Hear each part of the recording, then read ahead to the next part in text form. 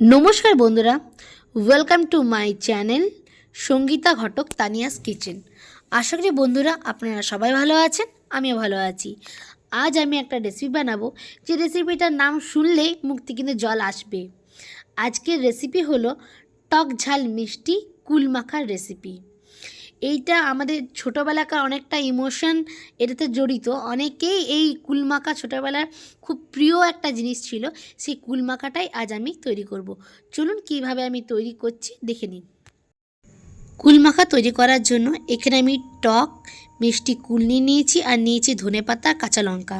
আমি ধনেপাতা কাঁচা লঙ্কাটাকে ভালো করে বেটে নিচ্ছি। এবার কুলমাখাটা তৈরি করার জন্য আরও বাকি যা জিনিসগুলো লাগছে সেগুলো হলো, আমি প্রথমেই বলে দিলাম যে আমি নিয়েছি টক মিষ্টি কুল, ধনেপাতা কাঁচা লঙ্কাটাকে আমি ভালোভাবে বেটে নিয়েছি চিনি, নিয়েছি কাসুন্দি, নিয়েছি আমি বিট নুন, নিয়েছি প্লেন নুন আর নিয়েছি চাট মশলা।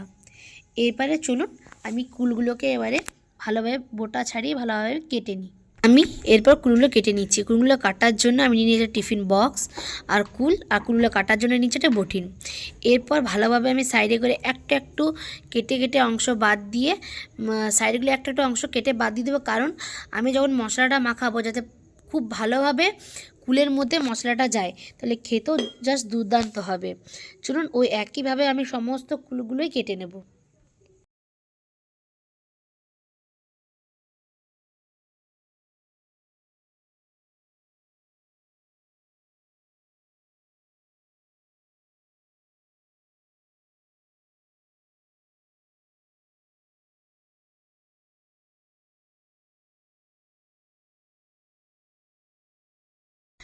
কুল মাখা তৈরি করার জন্য আমার সমস্ত কুলগুলো কাটা হয়ে গেছে। এরপর দিয়ে দিচ্ছি আমি চিনি, যে যেরকম মিষ্টি খেতে পছন্দ করে সে সেরকম দেবেন। এরপর দিয়ে দিচ্ছি আমি লবণ, এরপর এর মধ্যে দিয়ে দিচ্ছি আমি বিট নুন, এরপর দিয়ে দিচ্ছি আমি চাট মশলা, এরপর আমি দিয়ে দিচ্ছি ধনেপাতা কাঁচা লঙ্কার যে পেস্টটা আমি তৈরি করেছিলাম সেই পেস্টটা। এরপর আমি দিয়ে দেবো এর মধ্যে কাসুন্দি। এরপর সবগুলো ভালোভাবে দিয়ে, আর আমি দেবো এর মধ্যে কিছুগুলো লেবু পাতা আমি ভালো করে তুলে ধুয়ে নিয়েছিলাম, সেগুলো ছিঁড়ে আমি সবগুলো দিয়ে দিলাম। প্রথমে চামচ করে মাখছিলাম, কিন্তু চামচ করে মাখাটা ঠিক হচ্ছিল না, তাই আমি টিফিন বক্সের মুখটা ঢাকা দিয়ে দিলাম। তারপর ভালোভাবে আমি টিফিন বক্সটা লাগিয়ে ভালোভাবে আমি ভালোভাবে ঝাঁকিয়ে নিচ্ছি। ঝাঁকিয়ে নেওয়ার ফলে কী হবে, কুলগুলো তো সবগুলো কাটা আছে সাইডগুলো, যাতে ভালোভাবে কুলের গায়ে মশলাটা ভালোভাবে লেগে যায়। দেখুন কী সুন্দর প্রত্যেকটা কুলের মধ্যে কিন্তু মশলাগুলো লেগে গেছে।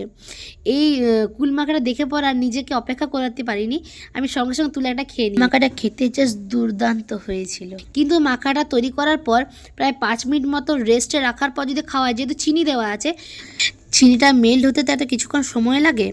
চিনিটা মেল্ট হওয়ার পর 5 মিনিট রেস্টে রাখার পর দেখুন কতটা দেখতে সুন্দর এবং খেতেও সুন্দর খুব হয়।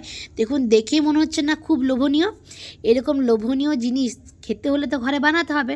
অবশ্যই কিন্তু আমার রেসিপিটা দেখার পর আপনাদের ঘরে কিন্তু এই রেসিপিটা ট্রাই করতে হবে। আর কেমন তৈরি হয়েছে অবশ্যই কিন্তু কমেন্টে জানাবেন। বন্ধুরা, যদি আমার এই রেসিপিটা আপনাদের ভালো লেগে থাকে তাহলে অবশ্যই আমার চ্যানেলটি সাবস্ক্রাইব করতে হবে এবং আমার ভিডিওকে শেয়ার করতে হবে এবং লাইক করতে হবে। বন্ধুরা, আজ এই পর্যন্ত, দেখা হবে আবার একটা নতুন রেসিপির সাথে। টাটা বন্ধুরা।